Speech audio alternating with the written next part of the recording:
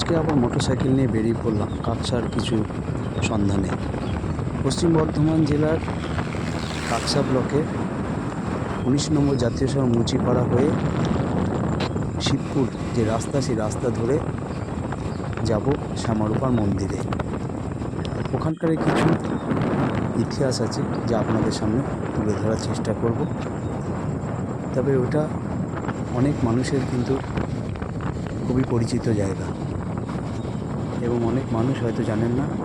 তাদের জন্য বলবো একবার অবশ্যই ঘুরে আসবেন কাকসার ওই শ্যামারূপা মন্দিরে। চলুন, যাওয়ার পথেই কথা হবে। এই মুহূর্তে শিবপুর যে রাস্তা আছে সেই রাস্তা জঙ্গল ধরে যাচ্ছি।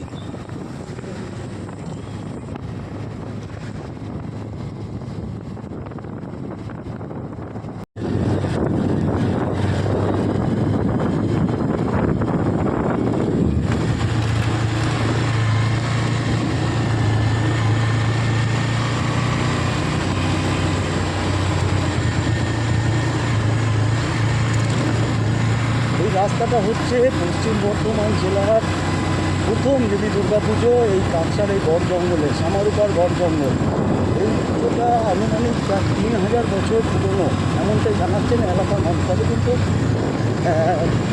কাকসার দুদিক থেকে আসা যায়। একদিক দুর্গাপুর থেকে যদি আসতে হয় মুচিপাড়া হয়ে যে শ্যামারূপা মোড় আছে অতদিন ভালো রাস্তা পাবে। তারপরে এই মোড় থেকে জঙ্গলের ভেতর দিয়ে প্রায় 5 কিলোমিটার রাস্তা আপনাকে আসতে হবে শ্যামারূপার মন্দিরে। সম্পূর্ণ ঘন জঙ্গলের মধ্যে কিন্তু এই মন্দিরটা বহু পুরনো এবং খুব জাগ্রত। বিশেষ করে দুর্গাপুজোর সময় বহু মানুষ এখানে এসে থাকে। শুধু রাজ্যের নয়, দেশের বিভিন্ন প্রান্ত থেকে মানুষ কিন্তু এখানে আসে এবং সারাদিন থাকে। মানে হাজারে হাজারে মানুষের এখানে সমাগম এবং প্রতিদিন কেউ না কেউ পুজো দিতে আসে। কিন্তু এতটা বড় জঙ্গলে অনেকটা রাস্তা খারাপ থাকার জন্য হয়তো অনেকে আসতে চায় না, তবে কিন্তু মানুষ আসে, যারা জানে তারা আসে। এবং সত্যিকারের খুব ভালো, একদম জঙ্গলের মধ্যে দিয়ে, ন্যাচারাল জঙ্গল তার মধ্যে কিন্তু। এবং এর সাথে শুধু জঙ্গল নয়, এর মধ্যে একটা পার্কও আছে, হরিণ আছে, ময়ূর আছে। বন দপ্তরের কিন্তু একটা ভালো পর্যটকদের জন্য একটা ভালো জায়গা রয়েছে এই গড় জঙ্গল।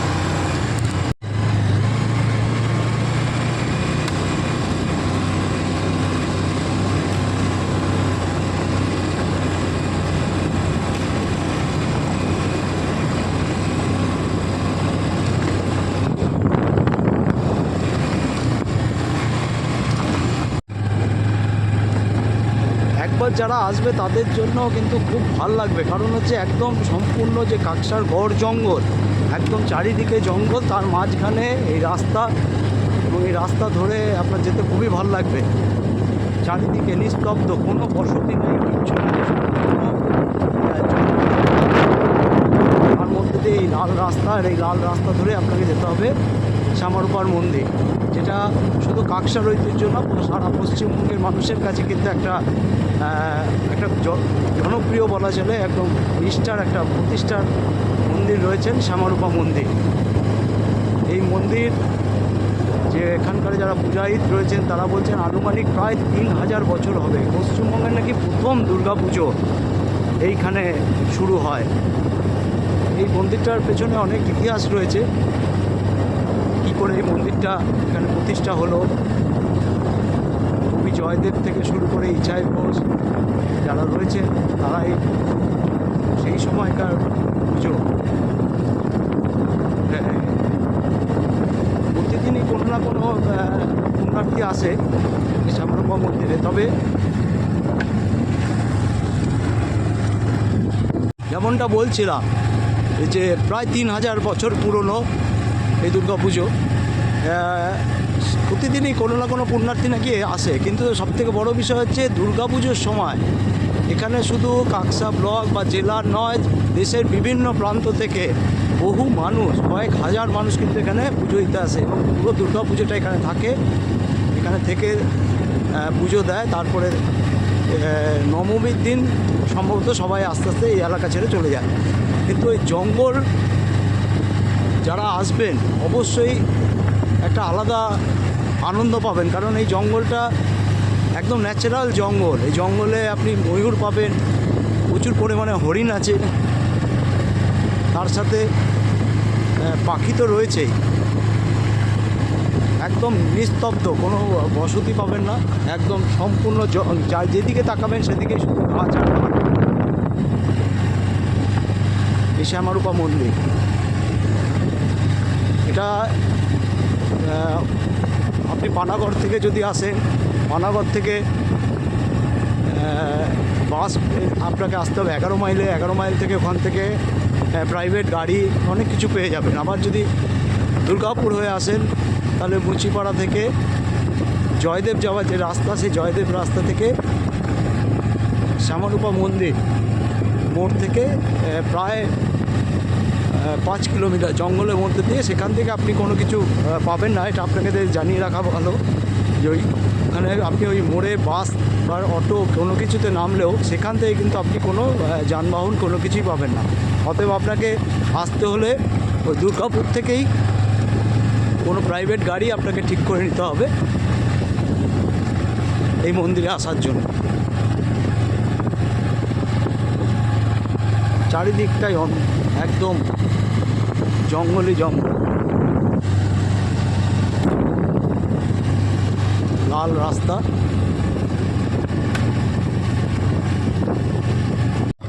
আমি যখনই সময় পাই, কাজ থাকুক সে না থাকুক, একবার এই জঙ্গলে আসি, কারণ জঙ্গলটা আমার খুব ভালো লাগে। জঙ্গলে নিজেই গাড়ি নিয়ে আমার সেই প্রিয় মোটরসাইকেল, সেটাকে নিয়েই বেরিয়ে পড়ি। কারণ এই জঙ্গলের মধ্যেও যদি কিছু বাড়ি পাওয়া যান, বিশেষ করে আদিবাসী সম্প্রদায়ের বাড়ি, সেই বাড়িগুলো দারুণ বাড়ি, ভয় পরিষ্কার, ছবি আঁকা,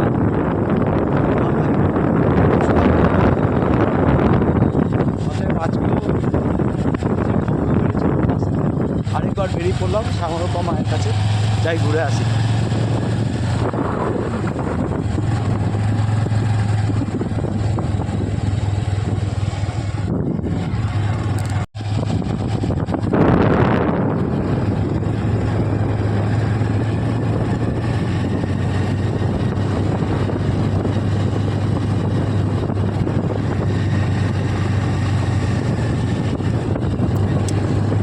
এই জায়গাগুলো দুর্গাপুজোর সময় সম্পূর্ণ গাড়িতে একদম ভরে থাকে। প্রায় 1-1.5 কিলোমিটার থেকে এই জায়গাগুলো সব গাড়িতে ভরে থাকে। যারা পুণ্যার্থী আসে তারা এখানে গাড়ি রেখে এইখান থেকে তাদের পায়ে হেঁটে মন্দির পর্যন্ত যেতে হয়। এখন নিচে শুকনো পাতা, যেহেতু পাতা ঝরার সময়, শুকনো পাতা ঝরে রয়েছে, পাতাও অনেকটা ঝরে গেছে। এরপরে দুটো বৃষ্টি হয়, তারপরে আবার নতুন করে পাতা বেরোয়, তখন অপূর্ব লাগে। এই গাছটা তো পাতা বেরোচ্ছে।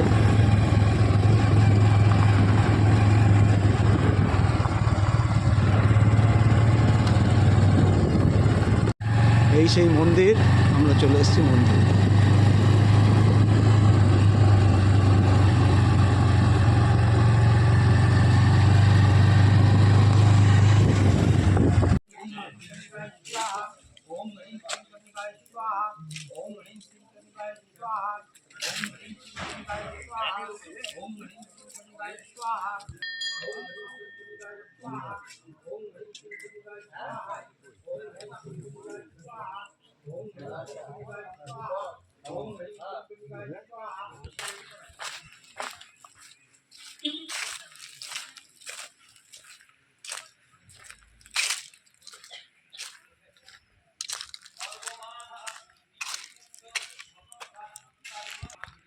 এখানে বহু মানুষ যারা আসেন তারা এখানটা নিজেরাই রান্না করে, পুজো দেয়, পুজো দেওয়ার পরে এখানেই রান্না করে। তার জন্য কিন্তু প্রশাসনের তরফ থেকে দেখা গেছে পুরো সম্পূর্ণ বাধি দেওয়া হয়েছে। সবথেকে বড় বিষয় হচ্ছে বন দপ্তরের পক্ষ থেকে কিন্তু এখানে একটা ওয়াচ টাওয়ার করা হয়েছে। এই ওয়াচ টাওয়ার থেকে জঙ্গলের প্রাকৃতিক দৃশ্যটা আপনি সুন্দরভাবে দেখতে পাবেন।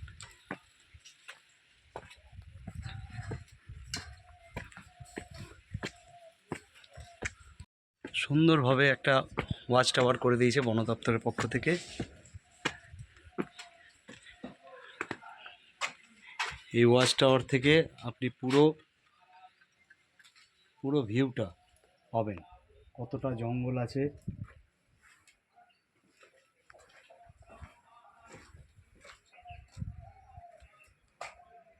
সম্পূর্ণ জঙ্গলটা যতটা পাবেন আপনি দেখতে পারবেন, চারিদিকে জঙ্গল।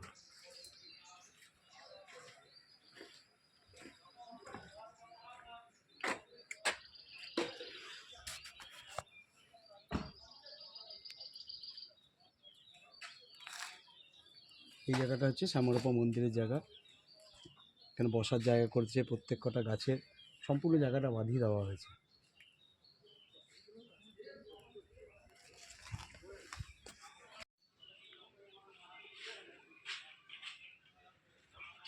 যতদূর চোখ যায় সব জঙ্গলই জঙ্গল। কাকসা ব্লকটা প্রায় 60% জঙ্গলমহল এলাকা। অতএব এখানে প্রাকৃতিক সৌন্দর্যের জন্য খুব ভালো। বিভিন্ন ধরনের গাছ আছে, শুধু যে শাল গাছ তা না, বিভিন্ন ধরনের। আর এক একটা গাছ দেখলেই বোঝা যাচ্ছে যে কত বড় এবং কত পুরনো গাছ।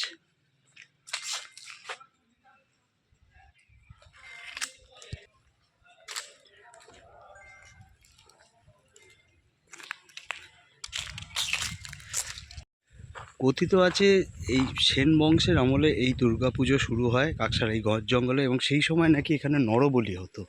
অতএব এই নরবলি যে রক্ত, সেই রক্ত নাকি এইখান থেকে বয়ে যেত। তার নিদর্শন এখনও রয়েছে, একটা ড্রেনের মতো রয়েছে, অর্থাৎ যেখান দিয়ে বেরোতো সেটাকে রক্তগঙ্গা বলেছে।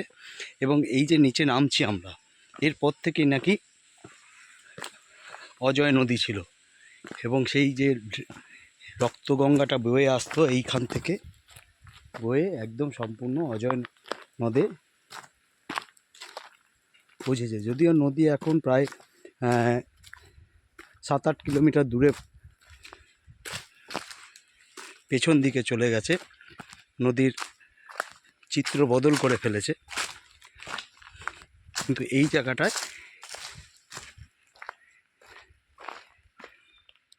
সেই নরবলি যে হতো, সেই নরবলির রক্ত এইখান থেকে বয়ে আসতো। এখন এই জায়গাটা সিঁড়ি করে দেওয়া হয়েছে, কিন্তু এই জায়গাটায় দেখুন গড় জঙ্গল কেন বলে,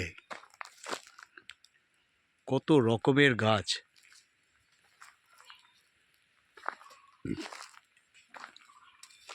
এবং সম্পূর্ণ নিস্তব্ধ,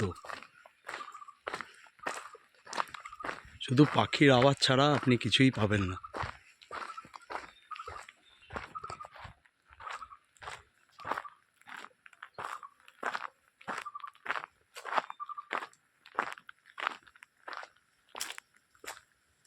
এইখান থেকে বয়ে যেত।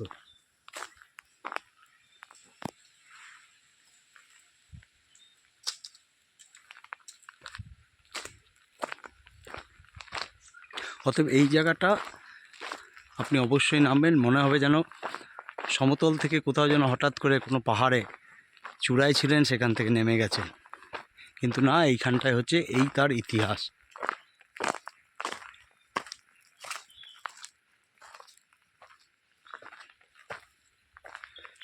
বিভিন্ন ধরনের লতানো গাছ,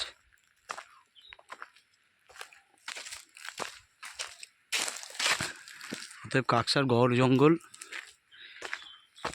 যে গড় জঙ্গলই নামের সাথে একদম সম্পূর্ণ মিল আছে এখনো।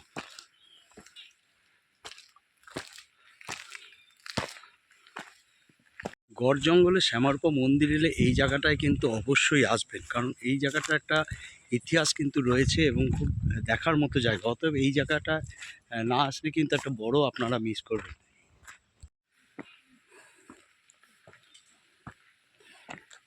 অনেকগুলো সিঁড়ি, অনেকটাই গভীর।